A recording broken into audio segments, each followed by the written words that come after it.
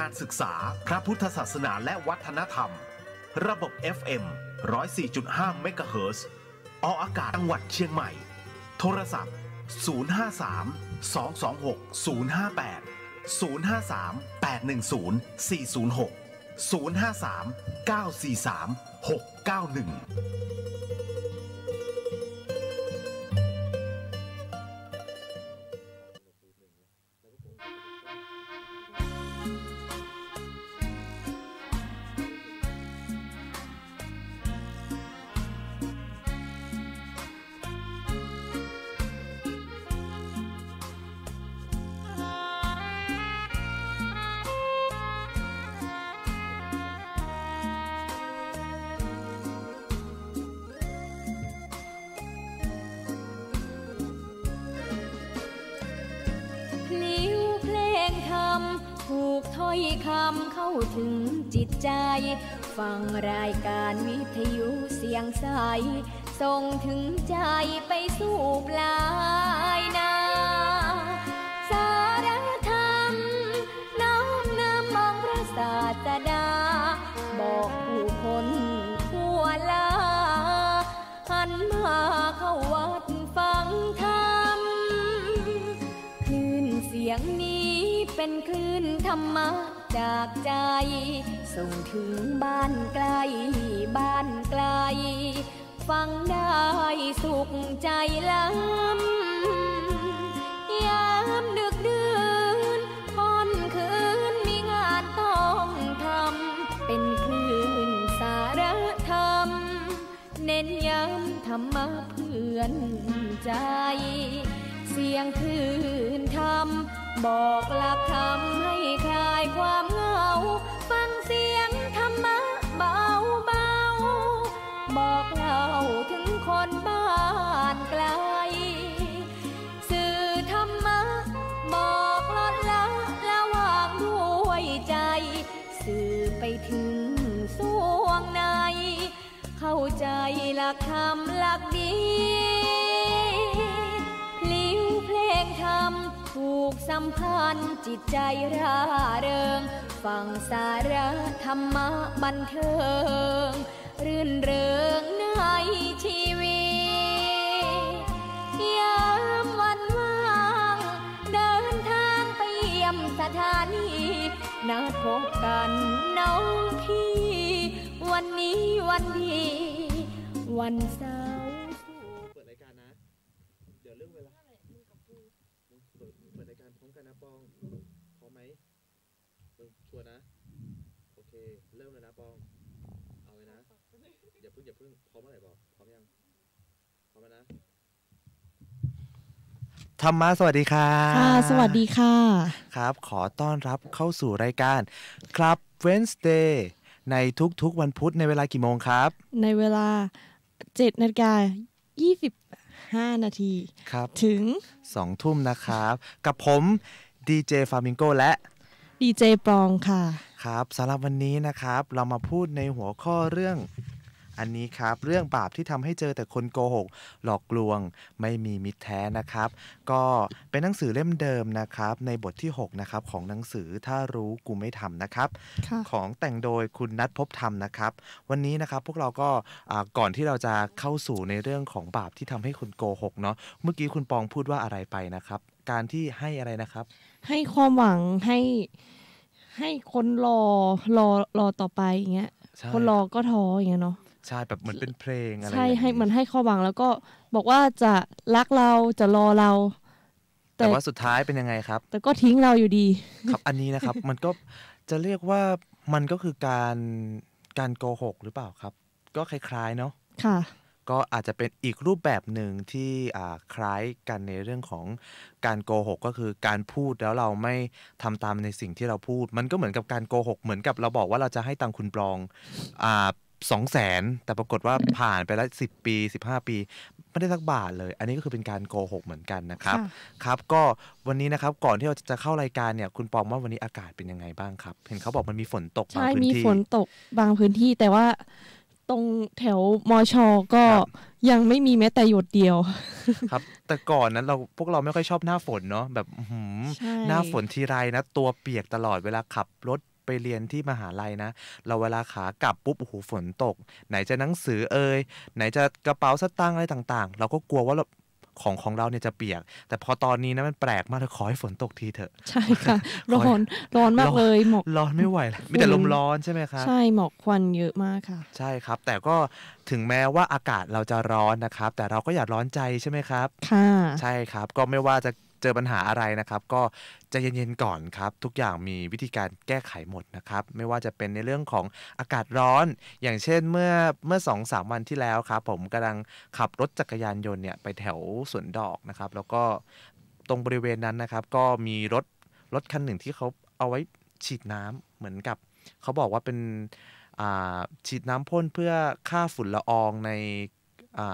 เกี่ยวกับการขับรถเวลาเราขับรถเนี่ยฝุ่นละอองในถนนเนี่ยมันจะเยอะก็นี่ก็การที่เขามาพ่นน้ำตามอาคารหรือว่าตามรถต่างๆเนี่ยก็เพื่อที่จะลดภาวะPM 2.5 ซึ่งก็ร่วมด้วยช่วยกันนะครับคือเราก็ไม่แน่ใจเหมือนกันว่าช่วยให้อากาศมีความชุ่มชื้นมากขึ้นเผื่อว่าฝนมันจะตกเนาะใช่ครับคือตอนนี้คือตัวผมเองเนาะคือเราก็ไม่รู้เหมือนกันว่ามันจะช่วยได้มากช่วยได้น้อยแบบไหนบ้างแต่อย่างน้อยมันก็ดีกว่าไม่ช่วยอะไรเลยนะครับใช่ก็โอ้โหกว่าเราจะผ่านมรสุมวันที่เท่าไหร่แล้วเนี่ยก็เกือบหลายสัปดาห์แล้วเนาะกับ PM 2.5 เนาะที่เรากำลังเผชิญกันอยู่ที่จังหวัดเชียงใหม่นะครับสำหรับตอนนี้เนาะนักท่องเที่ยวก็อาจจะมาไม่ค่อยเยอะเท่าไหร่เพราะพวกเราก็ทำงานอะไรเกี่ยวกับการท่องเที่ยวแล้วก็เกี่ยวกับการขายทัวร์อยู่แล้วเนาะมันก็ช่วงนี้ก็ซากันลงไปนะครับแต่ว่าไม่เป็นไรครับผมเชื่อว่าอีกไม่กี่สัปดาห์เดี๋ยวสงกรานต์มาเยอะแน่นอนเดี๋ยวมาเยอะแน่ๆนะครับตอนนี้จะมาไม่หวาดไม่ไหวกันเลยนะครับเตรียมตัวรับมือเลยนะครับครับก็จากที่เราพูดกันไปแล้วนะครับเกี่ยวกับบาปที่ทำให้เราเนี่ยไม่มีมิตรแท้เจอแต่คนหลอกลวงไม่จริงใจนะครับมันก็มีสาเหตุหลายอย่างด้วยกันมันแปลกมากนะครับที่เจปองเคยมันเป็นบางครั้งที่เราเคยเจอคนแบบนี้บ่อยๆเหมือนกับการที่มีคนที่ให้สัญญากับเราบอกว่าเอ๊ะจะช่วยเหลือเราแต่วันหนึ่งก็ไม่ช่วยบอกว่าจะเป็นเพื่อนกันตลอดไปอะไรอย่างเงี้ยครับมันก็เป็นบางคนก็รักษาคำพูดได้บางคนก็รักษาคำพูดไม่ได้อันนี้ดีเจปองว่ามันน่าจะเกิดจากสาเหตุอะไรครับเป็นเพราะว่าเขาลังเลหรือเปล่าหรือว่าสาเหตุที่เขาหลอกเราน่ะเหรอเขาอาจจะตัดสินใจไม่แน่นอนหรือว่าพูดส่งไปแบบว่าไม่ได้คิดอะไรใช่ครับบางคนนะอย่าว่าแต่บางคนเลยพูดถึงไม่ขอพูดถึงคนอื่นดีกว่าตัวเราก็เป็นเหมือนกันใช่บอกว่าจะเทอมนี้นะจะตั้งใจเรียนแล้วเราจะเอา A มาให้ได้เลยปรากฏว่าไม่ได้ A เลยเนาะได้ B ไปแทนเลยอย่างเงี้ยครับไม่ก็ C cat ได้แมวไปนะครับก็อันนี้มันก็คือเป็นการให้สัจจะตัวเองแต่ว่ามันก็ไม่ใช่เรื่องที่เลวร้ายนะครับบางครั้งมันคือการตั้งเป้าหมายซึ่งเราอาจจะทำสำเร็จได้บ้างหรือว่าเราอาจจะทำไม่สำเร็จนะครับอันนี้ก็ไม่เป็นไรครับก็คือถือว่าเป็นการให้กำลังใจตัวเองแล้วก็ไม่ดูถูกความสามารถของตัวเองนะครับก็พูดกันไปออกไปนอกเรื่องยาวกันไปเลยนะครับแต่ว่าตอนนี้ผมก็คิดว่าท่านผู้ชมนะครับน่าจะอยากกลับมาฟังเรื่องกันแล้วว่าบาปแบบไหนนะที่บางคนบอกว่ามันทำให้เราไม่มีมิตรแท้เจอแต่คนหลอกลวงไม่จริงใจอะไรอย่างนี้นะครับก็บางคนก็บอกว่าบางครั้งเนี่ยฉันไม่กล้าพูดกับเธอตรงๆอย่างเช่นเธอเป็นคนที่ไม่เก่งแบบนั้นฉันก็ไม่กล้าพูดแล้วฉันก็พูดอ้อมค้อมไปว่าเธอก็เป็นคนที่มีความสามารถเหมือนกับเป็นการหลอกลวงเขาเวลาเขาถามว่าเวลาคุณมีปัญหาอะไรไหมเหมือนกับหลายๆคนนะครับเวลาทะเลาะกันอยู่มีปัญหาอะไรหรือเปล่าไม่มีจริงๆแล้วแค้นนะครับข้างในนี่ไฟไหม้เลยนะครับเนี่ยครับก็บางคนก็บอกว่าไม่แน่ใจเหมือนกันว่าสิ่งที่เรากำลังทำอยู่ในแต่ละวันเนี่ยมันเรียกว่าบาปจริงๆหรือเปล่าหรือว่ามันอาจจะเป็นแค่เราคิดไปเองแต่วันนี้นะครับเราจะมาไขข้อข้องใจกันนะครับว่าแบบไหนเนี่ยคือสิ่งที่เราเรียกว่าบาปที่เกิดจากการโกหกนะครับและอะไรนะครับก็คือผลที่เกิดขึ้นจากการกระทำของเรานะครับในเรื่องของการโกหกนะครับวันนี้นะครับเราก็จะมาเริ่มกันเลยนะครับก่อนอื่นเลยนะครับเรามาพูดถึงบาปในข้อเกี่ยวกับการโกหกนะครับซึ่งคนส่วนใหญ่นะครับเลิกโกหกไม่ได้ดีเจปองแปลกใจไหมครับใช่ค่ะเราเลี่ยงไม่ได้เลยเนาะมันแบบถ้าพูดถึง บาปในข้ออื่นๆนะครับอย่างเช่นการไม่ฆ่าสัตว์บางครั้งเราก็ไม่หลีกเลี่ยงไปเจอแล้วก็แบบเจอยุงเราก็ไม่เป็นไรแล้วก็มันกัดเราโอเคหนีไปแล้วเราก็ไม่ต้องไปวิ่งตามเพื่อไปตบมันเพื่อไปฆ่ามันอันนี้เราก็หลีกเลี่ยงได้แต่ผมว่าบาปในเรื่องของการโกหกเนี่ยหรือเราเรียกว่าความยากระดับความยากของการที่เราจะไม่โกหกเนี่ยบางครั้งมันมีอะไรที่มันก็ซับซ้อนมันดูเหมือนจะง่ายแต่ก็ไม่ง่ายมันก็ยากนะครับบางทีเราต้องโกหกเพื่อแบบเอาตัวรอดใช่ครับแบบผมก็เคยคิดเหมือนกันเหมือนตอนเด็กๆเราแบบเราแม่ไม่ให้กินขนมอย่างเงี้ยแม่ไม่ให้กินขนมแล้วบางครั้งเราเอาเงินไปซื้อแม่ตอนแรกแม่ก็ถามว่าเนี่ยทำไมเงินมันหายไปก็เอาไปซื้อของเล่น เงินก็โดนตีใช่ไหมครับมันก็เป็นการโกหกชนิดหนึ่งนะครับซึ่งบางครั้งนะครับ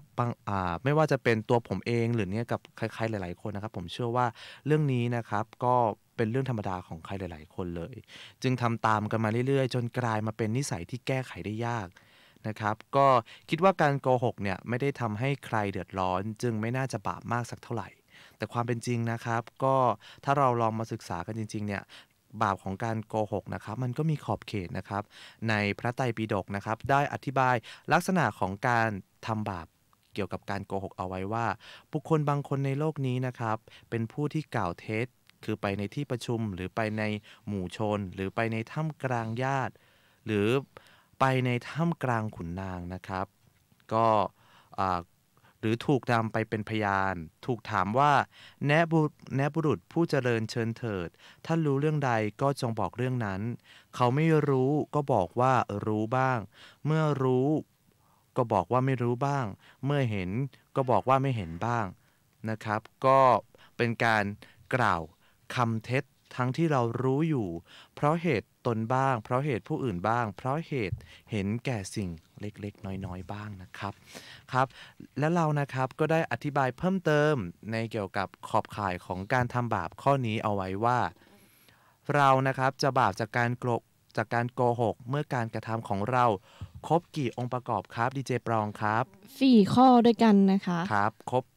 รบโดย4ข้อนะครับก็ข้อที่1นะครับเรื่องนั้นนะครับเป็นเรื่องที่ไม่จริงและเราเนี่ยรู้ว่ามันไม่จริงข้อที่2นะครับเรามีความคิดนั่นก็คือมันมีเจตนาเข้ามาแล้วที่จะสื่อสารเรื่องที่ไม่จริงออกไปและข้อที่3นะครับมีการพยายามที่จะสื่อสารเรื่องไม่จริงให้คนอื่นเชื่อและสุดท้ายนะครับก็ผู้รับฟังเชื่อตามเรื่องไม่จริงนั้นนะครับนั้นก็ครบ4องค์ประกอบอันนี้ก็คือเกิดบาปทันทีเลยนะครับกล่าวโดยสรุปนะครับก็คือว่าเราจะบาปจากการโกหกเมื่อเราสื่อสารสิ่งที่เรารู้ว่าไม่จริงโดยมีเจตนาอยากให้ผู้รู้ฟังเข้าใจและเชื่อตามที่เราต้องการซึ่งหมายรวมถึงการโกหกตรงๆการไม่ยอมรับผิดการอวดอ้างสรรพคุณสินค้าเกินจริงการเสแสร้งเพื่อให้เชื่อการบอกความจริงไม่หมดโดยมีเจตนาให้ตีความคลาดเคลื่อน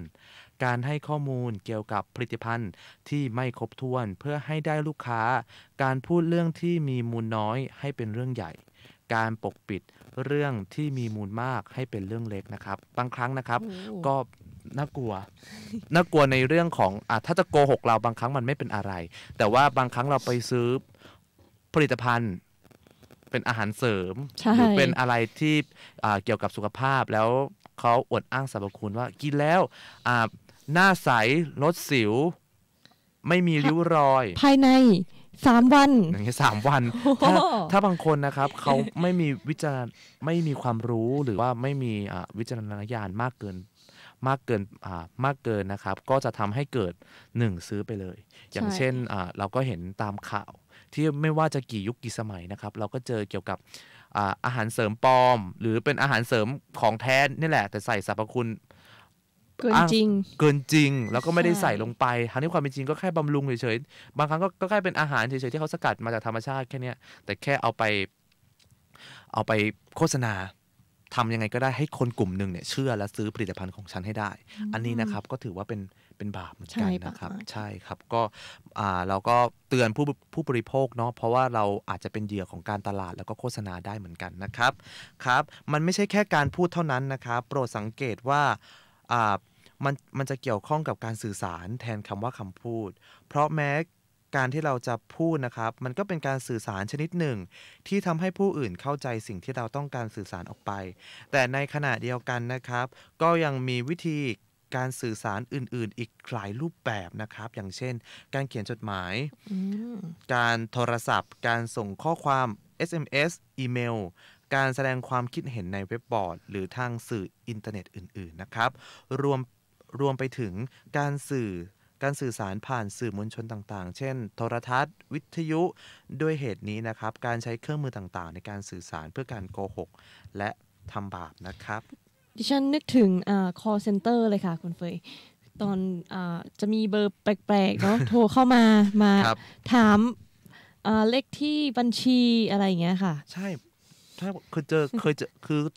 ตัวของดีเจเนี่ยไม่ได้เจอในรูปแบบของการโทรแต่ตัวดีเจปองเจอแบบนั้นใช่ไหมครับก็อาจจะโฆษณาอย่างนี้มากกว่าแต่ก็ไม่แน่ใจเพราะว่าดิฉันรีบวางสายก่อนเลยค่ะเดี๋ยวยาวเนาะมีการบอกน่ากลัวนะครับการบอกบัญชีธนาคารของเราหรือเป็นบัตรประชาชนของเราเนี่ยรหัสบัตรประชาชนบางครั้งนั้นเราให้ไปแล้วปุ๊บไม่รู้ว่าเขาเอาไปใส่อะไรบ้างบางคนเอาไปใช้ในทางที่มันไม่ถูกไม่ควรนะครับกลายเป็นเราเดือดร้อนไปทันทีเลยแต่ตัวของดีเจเองเจอในยุคสมัยเล่นแบล็คเบอร์รี่กี่ปีมาแล้วเนี่ยก็ 7-8 ปีมาแล้วนะครับหลังจากที่แบล็คเบอร์รี่ออกมาใหม่ๆเนาะตอนนั้นก็มีการแชทกันอะไรสนุกสนานแล้วก็แต่ว่ามันมีอันนึงมาก็คือเป็นจดหมายลูกโซ่จดหมายลูกโซ่ที่เขาบอกว่าถ้าไม่ส่งไม่ส่งให้ครบ30คนนะจะมีอันเป็นไป หรือไม่ก็บอกข่าวอะไรที่บอกว่า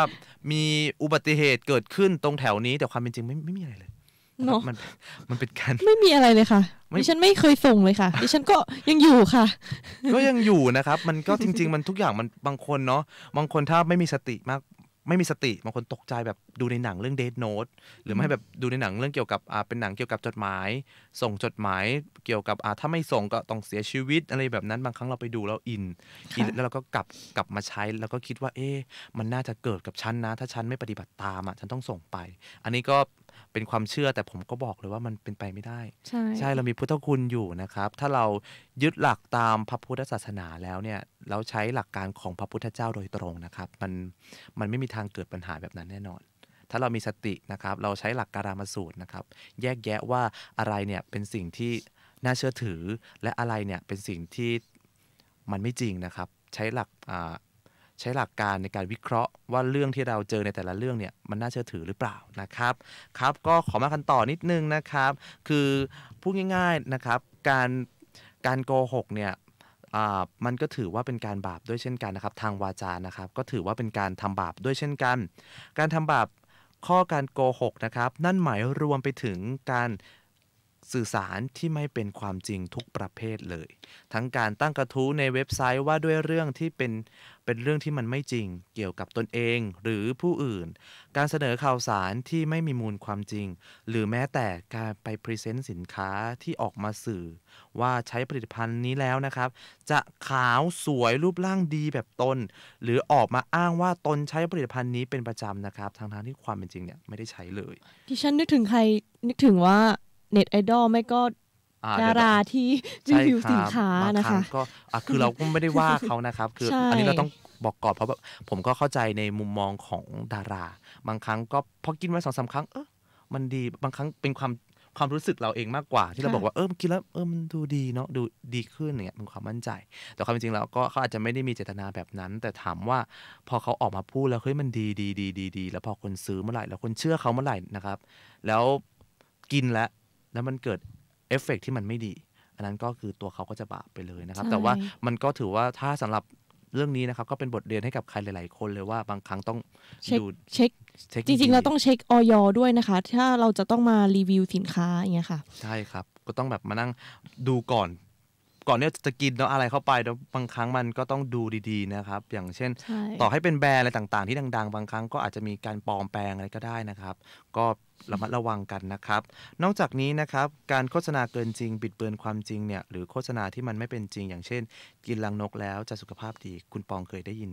คนที่เขาบอกไหมครับมันบางคนบอกว่ากินรังนกแล้วกระชุ่มกระชวยแล้วก็แบบโอ้โหกลายเป็นแบบเรากระปี้กระเป๋ามากขึ้นเคยได้ยินอะไรแบบนี้ไหมครับ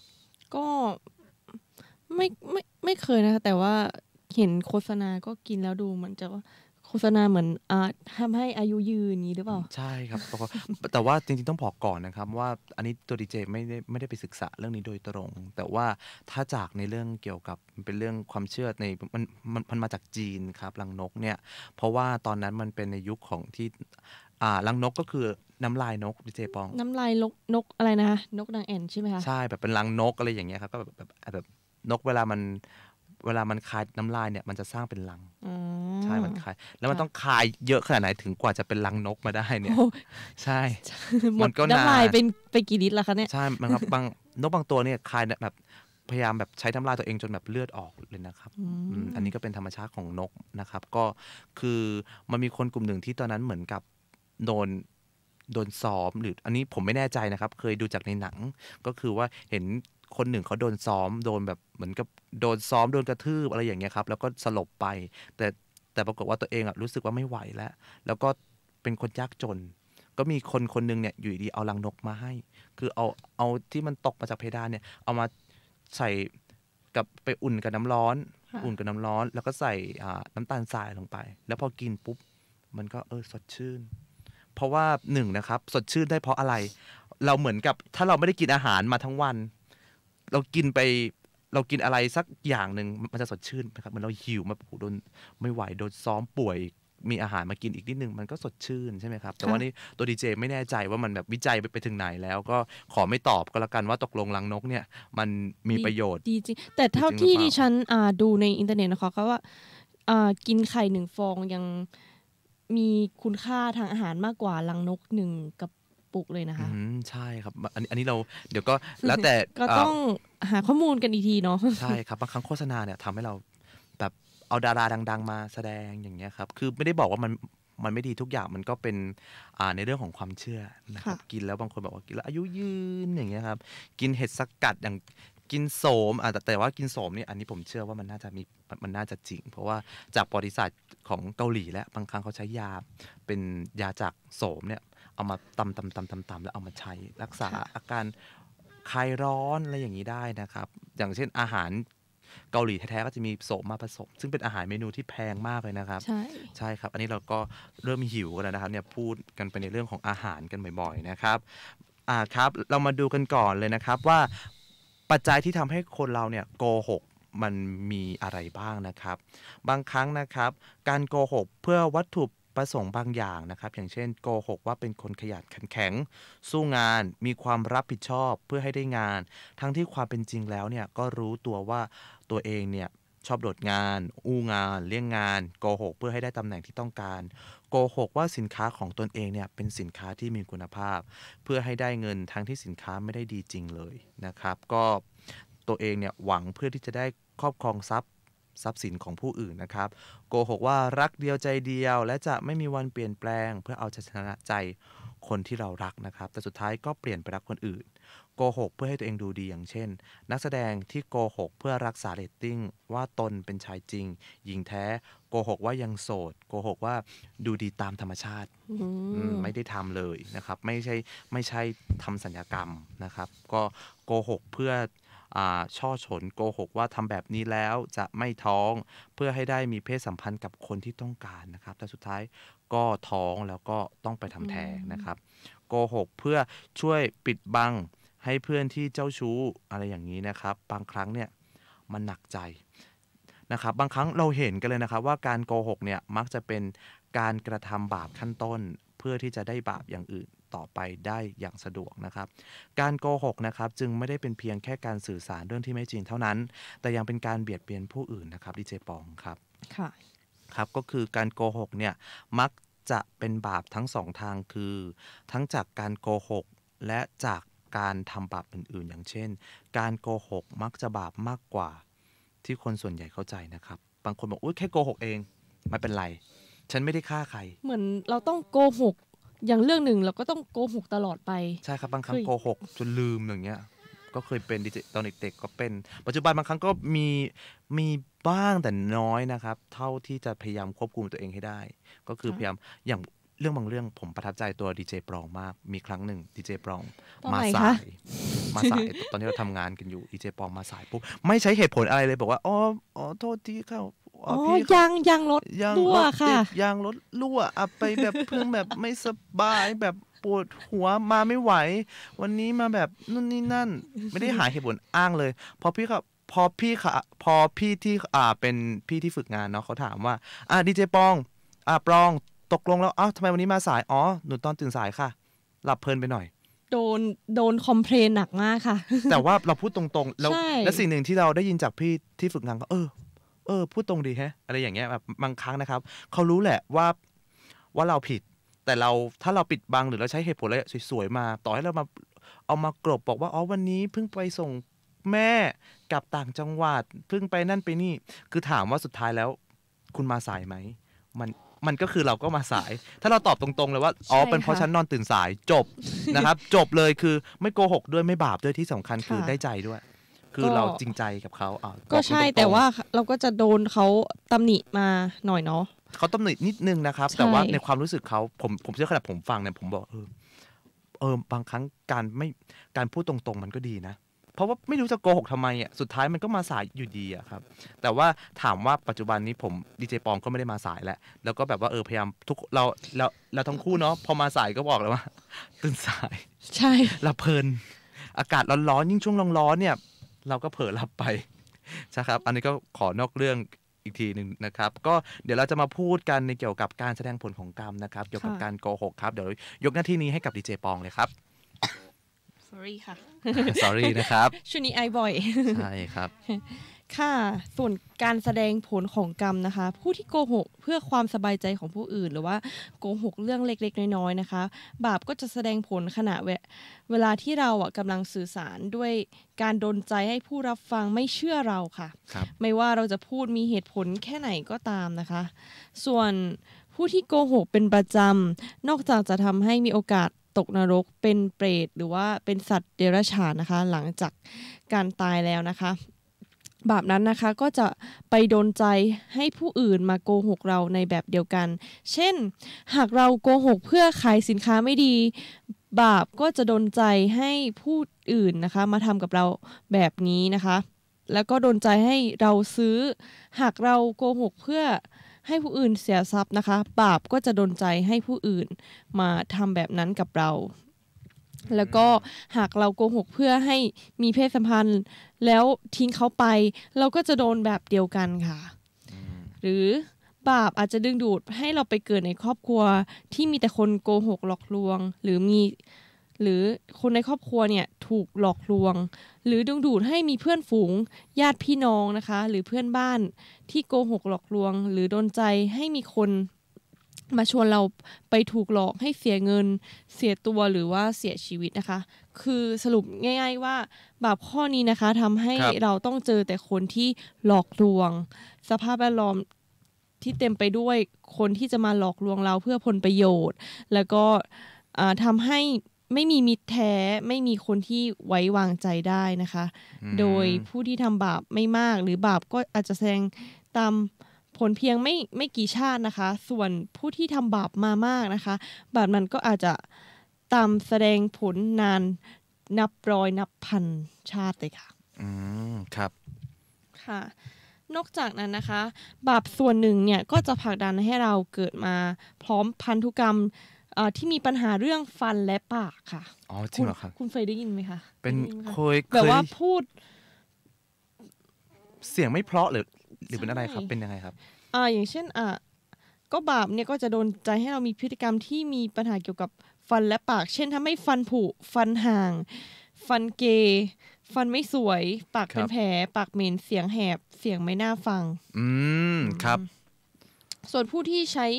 มือในการเขียนหรือพิมพ์ข้อความเพื่อหลอกลวงคนอื่นนะคะก็จะมีปัญหาเกี่ยวกับนิ้วล็อกนิ้วซ้นนิ้วหงิกนิ้วงอนิ้วพิการหรือว่านิ้วเป็นแผลเปื่อยนะคะสำหรับผู้ที่โกหกเพื่อให้ได้งานหรือเพื่อให้ได้เงินนะคะหรือว่าเพื่อให้ลูกค้าซื้อของที่ไม่ดีอย่างที่โฆษณาบาปนั้นก็จะทำให้เราทรัพย์วิบัติก็เหมือนการทำบาปข้อลักทรัพย์ค่ะ และเงินที่ได้มาจากการโกหกนี้นะคะหากนำไปทำบุญก็จะได้บุญน้อยเพราะเป็นเงินที่ไม่บริสุทธิ์ค่ะอ๋อโอ้โหน่ากลัวอยู่นะครับเนี่ย ใช่ค่ะแล้วก็ส่วนการสัญญาหรือว่ารับปากว่าจะทำแล้วไม่ทำเนี่ยโดยอาจจะไม่ได้มีเจตนาที่โกหกตั้งแต่แรกแต่ภายหลังเปลี่ยนใจไม่ถือว่าบาปว่าข้อโกหกและไม่ผิดศีลแต่ว่าถือว่าเป็นการเสียสัจจะนะคะเพราะว่าไปรักษาสัญญาไปรับปากเขาไว้แล้วเราทำไม่ได้อย่างเงี้ยค่ะก็กลายเป็นเสียสัจจะแต่ว่าบาปมากไหมครับหรือว่าถือว่าไม่บาปนะคะแต่ว่าเป็นการเสียสัจจะแทนใช่ก็นับว่าเป็นแต่ว่าก็ถือว่าดิฉันคิดว่าเป็นบาปอยู่นะคะเพราะว่าเราพูดไปแล้วเราทำไม่ได้อย่างเงี้ยค่ะเพราะว่าเป็นการทำให้คนอื่นผิดหวังอาจจะรู้สึกอาจจะถามว่าบาป 100% ไหมมันก็อาจจะยังไม่ใช่ 100% แต่ว่ามันทำให้คนอื่นรู้สึกไม่ดีกับเราใช่รู้สึกใช่ผิดหวังแล้วก็เมื่อบาปแสดงผลนะคะก็จะมาทำให้เราผิดหวังจากการถูกสัญญาเช่นหากเรารับปากว่าจะทำบุญแต่ภายหลังเปลี่ยนใจไม่ทำหรือว่าทำน้อยลงแบบนั้นก็จะแสดงผลดลใจให้ลูกค้ารับปากว่าจะซื้อสินค้าเกิดเปลี่ยนใจไม่ซื้อเนี่ยค่ะหรือว่าซื้อน้อยลงหรือว่าเจ้านายที่รับปากว่าจะขึ้นเงินเดือนเลื่อนตำแหน่งให้ลูกน้องแล้วเปลี่ยนแล้วสุดท้ายก็เปลี่ยนใจภายหลังแบบนี้ก็จะส่งผลกระทบต่ออนาคตทางการงานและการเงินของเราได้ค่ะ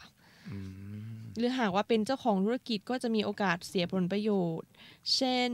ลูกค้าที่จองไว้พากันเปลี่ยนใจไม่ใช้บริการหรือว่าไม่ซื้อสินค้านั่นเองค่ะโอ้โหนี่ก็คือพูดจริงตรงนะครับว่าบาปของการโกหกเนี่ยมันไปหลายข้อเลยไปโยงกับในสิ่งของการไปเป็นชู้ก็ได้ไปเบียดเบียนในเรื่องของการลักทรัพย์ก็ได้จริงๆแล้วการโกหกเนี่ยมันกระทบไปในหลายข้อเลยนะครับ1พูดไม่ตรงและ2ก็ทำให้เราเนี่ยมีวัตถุประสงค์ที่อยากจะไป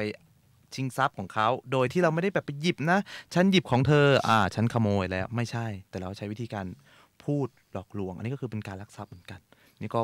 พอเรามานั่งวิเคราะห์ดูอีกทีนึงเนี่ยก็ถือว่าเป็นเรื่องอะไรที่มันใกล้ตัวเราเนาะเป็นเรื่องที่เราเคยไปสัญญากับเขาแล้วเราก็เปลี่ยนคำใช่แต่ว่าผมก็กับคำแต่ว่ามันก็มีบางกรณีนะครับอย่างเช่นเราอาจจะอยากจะช่วยบริจาคเงินให้กับคนคนหนึ่งแต่ปรากฏว่าช่วยแบบเด็กคนนี้เขาบอกว่าเขาอยากมาเรียนหนังสืออยากมีโอกาสทางการศึกษาเราส่งเงินให้เรียนแต่ปรากฏว่าเขาเนี่ยกลับกลายเอาเงินที่เราเอาไปให้เขาเนี่ยส่งแต่ละเดือนแทนที่เขาจะเอาไปเรียนไปใช้เขาเอาไปซื้อยาเสพติดเอาไปเล่นการพนันอย่างนี้เรายกเลิกปุ๊บมันก็ไม่ผิดแล้วเพราะว่า1ตัวของคุณเองก็ไม่ทำตามสัญญาเราก็สามารถยกเลิกได้อันนี้ก็ไม่บาปนะครับคือยิ่งเราให้เงินเขาไปนะครับบางคนบอกว่ามันไม่มีเจตนาหรอกว่าเราให้เขาแต่เขาเอาไปใช้อย่างอื่นก็บาปก็อยู่กับเขาอันนี้ไม่ใช่นะผมในความคิดผมคิดว่าต่อให้เราจะบอกว่าเรามีเจตนาดีแต่เขาเอาไปใช้ในทางที่ร้ายแต่เราก็มีเป็นเชื้อเพลิงถ้าสมมติว่าเรารู้ว่าเขาจะเอาเงินนั้นไปทำบาปแล้วเราก็ยังให้อยู่อย่างนี้ก็ถือว่าเราบาปไปด้วยหรือเปล่าใช่ครับมันก็ยังไงมันก็ยังผมก็รู้สึกว่ามัน 100% คือยังไงมันก็ต้องบาปอยู่แล้วว่ารู้ทั้งรู้อยู่แก่ใจว่ามันเป็นสิ่งที่ไม่ดีแต่เราเนี่ยก็ยังเอาสิ่งเหล่านี้เนี่ยให้เขาต่อไปโดยที่เราแบบอาจจะไม่กล้าพูดเกรงใจอะไรอย่างเงี้ยครับก็บางครั้งก็เป็นเหมือนบางครั้งก็เราอาจจะหลีกเลี่ยงไม่ได้นะครับแต่เชื่อไหมครับว่ามันมีวิธีการหลีกเลี่ยงกันอยู่แล้วมันอยู่ที่ตัวเราเนาะว่าเราจะเคร่งในศีลมากเท่าไหร่นะครับครับแล้วมีอะไรต่อบ้างไหมครับเราตอนนี้ลุ้นอยู่เผื่อมันโดนกับตัวเองฉะนั้นนะคะก็หากเราแบบสิ่งไหนที่เรายังไม่มั่นใจว่าจะทำได้แน่นอนหรือไม่ควรจะรับปากเนาะครับเพราะว่าโดยเฉพาะนะคะคนไทยจำนวนมากเนี่ยจะมีนิสัยขี้เกรงใจไม่กล้าปฏิเสธก็มักจะรับปากไปก่อนแล้วก็ค่อยทำตามไว้ที่รับปากไว้แล้วก็เมื่อถึงรู้ผลของกรรมข้อนี้แล้วนะคะข้อต่อไปก็ควรจะคิดให้ดีก่อนแล้วก็เวลาจะรับปากอะไรกับใครนะก็ต้องทำให้ได้เนาะใช่มันก็เหมือนกันนะครับแต่ถ้าเรารับปากกับตัวเองแล้วทำไม่ได้ก็ไม่บาปเพราะบางครั้งมันทุกอย่างมันต้องใช้เวลาอย่างเช่นเราบอกว่าอุ้ยเราอยากได้ A นะแต่เราขยันมากเลยแต่ว่าการเตรียมตัวเราน้อยมากมันก็ มันก็ไม่ได้อันนี้ผมก็คิดว่าถ้าสัญญากับตัวเองเนี่ยแล้วตัวเองทำไม่ได้มันไม่ผิดเพราะทุกคนนะครับมันก็ต้องมีทั้งทำได้บ้างทำไม่ได้บ้างแต่ว่าเราก็พยายามสู้ต่อไปอันนี้ก็ไม่บาปครับเป็นกำลังใจให้ทุกคนครับค่ะส่วนอานิสงส์ของการเว้นจากการพูดโกหกเนาะนี่ครับอยากรู้เลยในพระไตรปิฎกกล่าวไว้ว่าผู้ที่ไม่โกหกจะเป็นผู้ที่พูดจาไพเราะสุภาพมีฟันสวยงามปากหอมเป็นผู้ที่มีรูปร่างสมส่วนไม่อ้วนไม่ผอมสูงเตี้ยเกินไปเป็นผู้ที่พูดอะไรใครก็ฟังใครก็จะเชื่อเป็นผู้ที่มีความสุขแวดล้อมไปด้วยคนที่จริงใจและมีสติมากพอที่จะไตร่ตรองเรื่องต่างๆได้เป็นอย่างดีทำให้ไม่ถูกใครหลอกลวงได้ง่ายๆค่ะอ๋อโอ้นี่เป็นเรื่องที่ดีนะครับแต่ว่าถ้าสมมติว่าเราทำบาปเกี่ยวกับการโกหกไปเยอะแล้วมันมีวิธีการตัดกรรมอย่างไรบ้างครับวิธีการตัดกรรมนะคะสำหรับผู้ที่เคยโกหกมาก่อนนะคะวิธีแก้ไขก็คือต้องหยุดพูดเรื่องไม่จริงแล้วพูดแต่เรื่องจริงและทำจริงตามที่พูดเท่านั้นค่ะมันก็ไม่มีวิธีอะไรที่หลีกเลี่ยงนอกจากหยุดทำหยุดค่ะไม่ถ้าไม่หยุดมันก็บาปนะครับเราก็สุดท้ายแล้วยังไงก็หยุดเถอะมันถึงจะตัดกรรมครับแล้วก็พูดอย่างไรนะครับไม่ผิดศีล 5ดีเจปองอธิบายให้ฟังหน่อยครับชาวพุทธหลายคนมักเข้าใจผิดว่าหากต้องการรักษาศีล 5นอกจากเว้นการพูดโกหกเราจะต้องไม่ทำบาปทางวาจาอีก3ข้อด้วยได้แก่พูดส่อเสียดพูดคำหยาบและพูดเพ้อเจ้อแต่ในความจริงแล้วนะคะศีลข้อ4ในศีล 5นั้นหมายถึงเฉพาะการเว้นจากการพูดโกหกเท่านั้น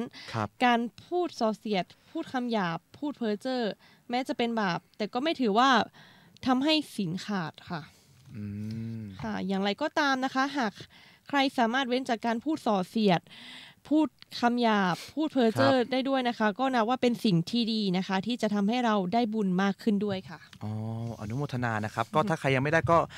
สู้ต่อไปครับเป็นกำลังใจให้ครับแต่ว่าบางคนอาจจะบอกว่าทำยากแต่ทำได้แล้วก็ต้องทำนะครับคือเพราะว่าอะไรครับคนส่วนใหญ่จะคิดว่ายังไงบ้างครับเกี่ยวกับคนส่วนใหญ่ก็มักจะมองว่ามักมองข้ามเนาะความสำคัญของการโกหกนะคะแต่ความจริงแล้วการโกหกเล็กๆน้อยๆบ่อยๆจนชินเนี่ยย่อมเป็นจุดเริ่มต้นของการโกหกที่มากขึ้นเกี่ยวกับเรื่องที่ใหญ่ขึ้นเรื่อยๆอีกทั้งการโกหกส่วนใหญ่เนี่ยมักเป็นจุดเริ่มต้นของการทำบาปอย่างอื่นด้วยนะคะเช่นโกหกเพื่อทำบาปข้อลักทรัพย์โกหกเพื่อให้มีโอกาสประพฤติผิดในกามและยิ่งเราชินชากับการโกหกมากเท่าไหร่นะคะเราก็ยิ่งมีโอกาสทำบาปอื่นด้วยความรู้สึกที่ชินชามากขึ้นเท่านั้นนะคะเรื่องนี้นะคะสอดคล้องกับที่พระพุทธเจ้าได้ตรัสไว้ว่าดูกรราหุลเรากล่าวว่าบุคคลไม่มีความละอายในการกล่าวมุสาทั้งที่รู้อยู่ที่จะไม่ทำบาปกรรมแม้แต่น้อยหนึ่งไม่มีซึ่งแปลว่าผู้ที่โกหกโดยไม่ละอายย่อมสามารถทำบาปอื่นได้ทุกอย่างไม่มีบาปไหนที่คนโกหกโดยไม่ละอายทำไม่ได้นะคะค่ะในทางตรงกันข้ามนะคะหากวันใดก็ตามที่เราสามารถหยุดโกหกได้นะคะด้วยการตั้งสติก่อนพูดก่อนพิมพ์ก่อนโพสต์ก่อนส่งต่อและก่อนบอกต่อนะคะการหยุดบาปข้ออื่นย่อมเป็นเรื่องที่ง่ายมากค่ะจนทำให้เราสามารถรักษาศีล 5ได้อย่างเคร่งครัดและทำให้เราภูมิใจในตัวเองอย่างที่ไม่เคยเป็นมาก่อนเพราะฉะนั้นนะคะแล้วก็ต้องอย่างไรดีครับมีสตินะคะมีสติทุกครั้งในการพูดค่ะคือบางครั้งเนาะเราหลุดเกี่ยวกับการโกหกไปมากเลยแล้วเราก็คิดว่ามันโกหกเพื่อให้อีกฝ่ายหนึ่งสบายใจหรือแม้แต่การที่เราคิดว่าโกหกเพื่อเลี่ยงปัญหาอันนี้ก็ต้องบอกก่อนเลยว่าไม่ว่าเราจะคิดยังไงนะครับเรามีวัตถุประสงค์เจตนาอะไรหรือเปล่าแต่ว่าสุดท้ายแล้วเนี่ยการพูดไม่จริงหรือการพูดไม่หมดก็เป็นบาปเหมือนกันอย่างเช่นเขาอย่างสำคัญเลยบางครั้งมันก็เป็นปัญหาที่น่าตกใจอย่างเช่นเวลาเราไปอย่างพ่อแม่เราป่วยเราถามเป็นไรหรือเปล่าไม่ได้เป็นอะไร ไม่ได้เป็นอะไรปกติดีก็เป็นโรคตามวัยอย่างเงี้ยแต่ข้างในเป็นนะแต่ข้างในเป็นหนักเลยแล้วเราไม่รู้จนวันนึงเรามารู้เรามาเซอร์ไพรส์อย่างเงี้ยครับมันถามว่ามันตัดเรื่องของบาปไปดีกว่าอันนี้เรายังไม่อยากเราก็ไม่ได้มีประสบการณ์ลึกขนาดนั้นถึงขั้นมาวิเคราะห์ได้ว่ามันเป็นบาปจริงหรือเปล่าแต่ว่าพอเรามารู้อีกทีนึงว่าอ้าวโอ้โหเป็นหนักมาเลยทำไมไม่บอกเราก่อนหน้านี้เราจะได้แบบว่าหาวิธีเราเหมือนกับถ้าเรารู้ว่าพ่อแม่เป็นขนาดนี้นะเราก็จะแบบมีวิธีการช่วยไปรักษาอาจจะไปบำบัดทางแพทย์แผนไทยบ้างหรือแพทย์แผนจีนแพทย์แผนทางเลือกอย่างอื่นบ้างแต่ปรากฏว่าพอมาบอกเราทีเดียวเนี่ยเซอร์ไพรส์เลยแก้ปัญหาไม่ได้แล้วกลายเป็นตัวลูกก็รู้สึกผิดไปจนวันตายเลยคิดแล้วบางคนถ้าบางคนเป็นคนที่ศึกษาในธรรมะแล้วรู้จักการปรงว่ามันก็ทุกอย่างมันก็เป็นอนิจจังนะครับมันก็ไม่มีอะไรเที่ยงแท้เราถ้าบางคนทำได้มันก็ดีแต่บางคนกลับกลายมาโทษตัวเองตลอดชีวิตหรือว่าถ้าวันนั้นเราใส่ใจมากกว่านี้พ่อแม่เราก็จะไม่เป็นอะไรก็จะอยู่กับเรานานมากขึ้นกลายเป็นลูกต้องรู้สึกว่า